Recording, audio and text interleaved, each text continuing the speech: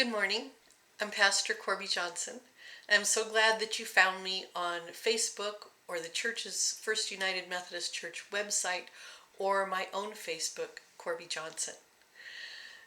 What a beautiful day in this world. I hope that today you find peace and joy.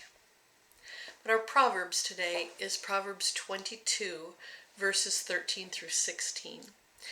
And today is Thursday, July 22nd. Yes. The sluggard says, "There's a lion outside. I shall be killed in the streets." The mouth of forbidden women is a deep pit. He with whom the Lord is angry will fall into it.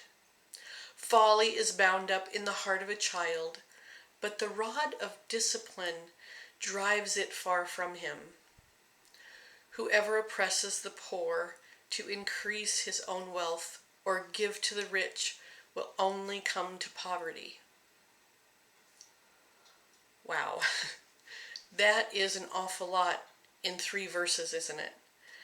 It can take us in 3 completely different directions.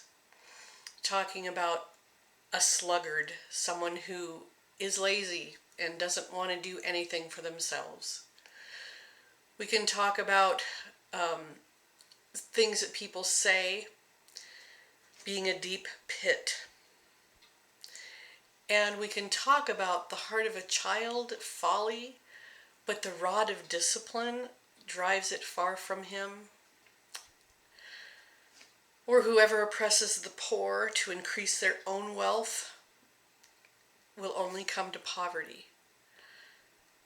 So when I read these 3 verses, I thought, oh my goodness, we could take verse by verse and spend a whole week right here. But what I've done today is I'd like to talk about how oppression and things that are forbidden for certain people, discipline, I'd like to kind of talk about that in the way that when I am watching the news, and you too, I hear quite a bit about worldwide fear and oppression and persecution and suppression and abuse and even tyranny. I can see in my mind's eye peaceful demonstrations turning into rioting, and a good cause that needs our attention all of a sudden turns to fear and hatred and destruction. And the good cause doesn't ring true in our minds because we equate that then with a riot or with persecution. So as an activity, I do believe, and maybe you do too, that there are people who revel in stirring things up. When there's a peaceful demonstration, it seems like people with anxiety and fear and hatred bubble to the top, and it can begin a riot. So as an activity, I'd like you to think, what do the words selfishness, self-seeking, self-serving, and self-obsession, self-absorption, and self-interest have to do with these times when people are oppressed and when riots begin?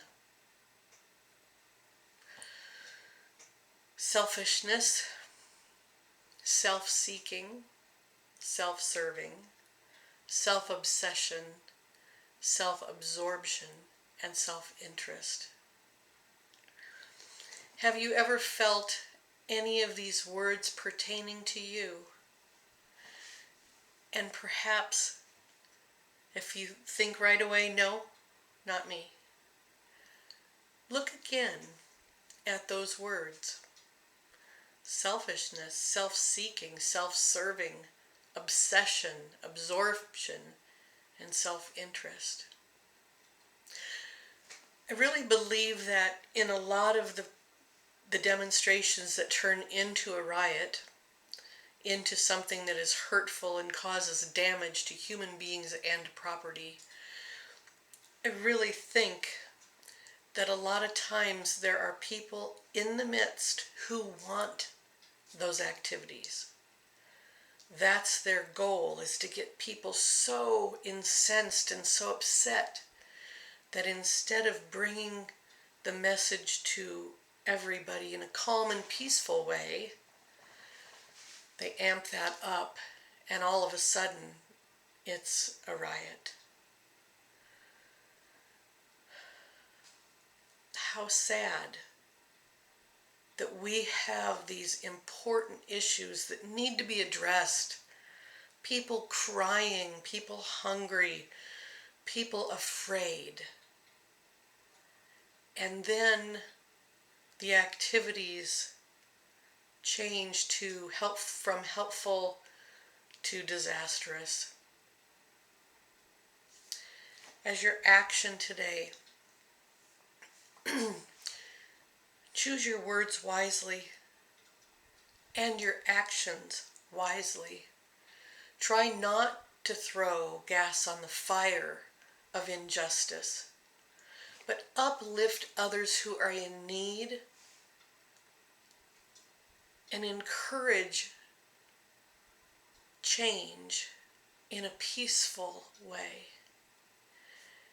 And you can begin by looking around you and giving someone a helping hand, or giving someone the help of relationship and friendship.